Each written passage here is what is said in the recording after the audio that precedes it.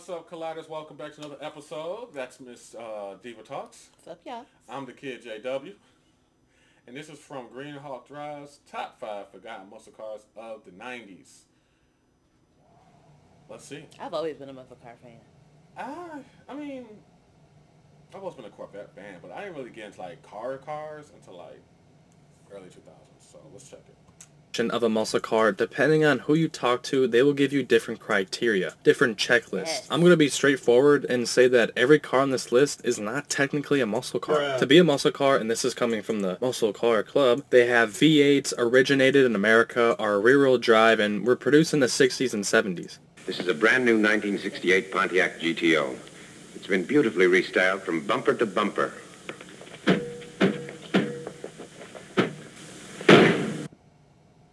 There are more attributes to the muscle car, but these are the most common. I can say that every car on this list has a V8, is rear-wheel drive, and is from an American company. Be sure to watch until the very end so you can find out how these cars rank on a tier list. The 10th gen Ford Thunderbird. Me too. These were hot. They were.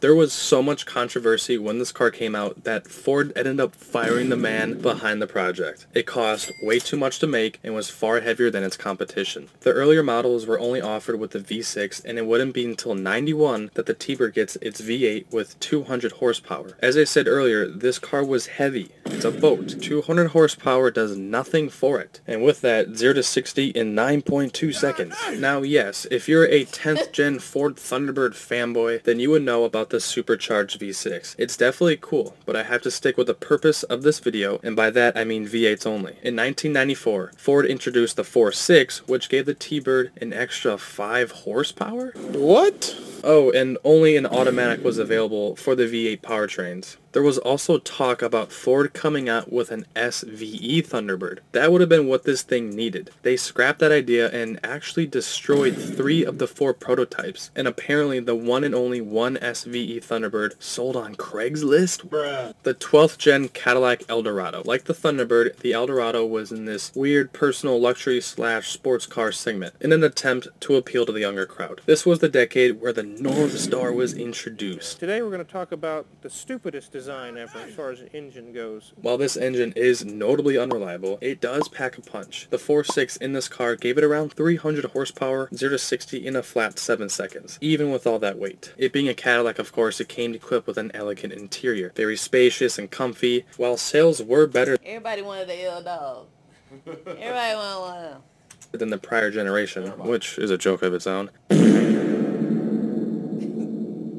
it ultimately failed, not because it wasn't liked, not because it wasn't attractive, just the market was switching to SUVs and turbocharged front-wheel drive sedans. GM dropped production 1 year before the 50th anniversary of the Eldorado name, which, I mean, come on, really? Although they did release a limited production special edition trim in 2002 for its final goodbye. I did say every car is rear-wheel drive, but this one's not. Every car on this list has a V8, is rear-wheel drive. Every car on this list has a V8, is rear-wheel drive.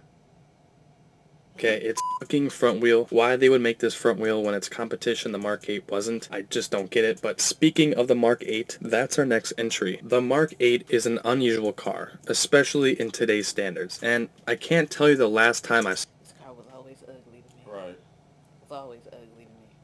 saw one. If you called it ugly though, I wouldn't disagree. It's kind of weird looking. But once again, another giant luxury coupe. And if you did not know this already, the Mark 8 shared its platform with the Thunderbird and the Cougar. But oddly enough, Ford gave them different engines. I could not tell you why. Ford introduced a new 4.6 specifically for the Mark 8. And this was their first ever modular V8. 290 horsepower and 290 foot-pounds of torque. Does the Mark 8 have that muscle look to it? Not really, but it's American, it has rear-wheel drive, and it has a V8. So for that, it deserves a spot on this list.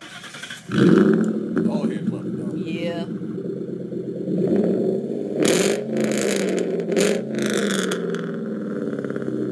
If you think the exterior is kind of goofy looking, well, the interior matches that same energy. It has like these unusual levels in the cabin. I think it's very weird. And Lincoln thought it would be a good idea to give the Mark 8 a quote-unquote spare tire hump. I guess it was to pay tribute to the older generations. I don't know. I think that's a little weird too. The Impala SS. GM brought the SS name back for the Impala after it was gone for 25 years. Many people were nervous about its I always wanted one of these. Yeah. This right here, Yeah. this was always something that I was like, I could definitely drive that. For me, So gangster. I knew I liked this because I always saw the hood dudes have them. And I loved them. Like, they always pull up like, hey, little man, what's going on? You know, I was like, man, I love this car. release because the Impala SS name has been such a success. The question I have is, what if a Corvette got really drunk and had a fling with a sedan DeVille, but wished it was a limousine? The offspring? Sitting right over there. Turns out people liked it. They loved it, and it's clear on why. They gave this essentially a Corvette LT1 engine, 5.7 small block V8, 260 horsepower. Rather than aluminum cylinder heads, the SS used iron ones, and this would help boost the Impala's torque to a whopping 330. The Impala SS was based on the Chevy Caprice, a family-oriented sedan, just with a Corvette engine. Well, muscle cars aren't supposed to have 4 doors. Okay, fine, fair point, but this car has the closest resemblance to a muscle car. The next entry is also a 4-door sedan. Yep. That was next up. Yup. AKA also, you could not tell if it was a police car or someone just driving along next to you. It's the Mercury Marauder.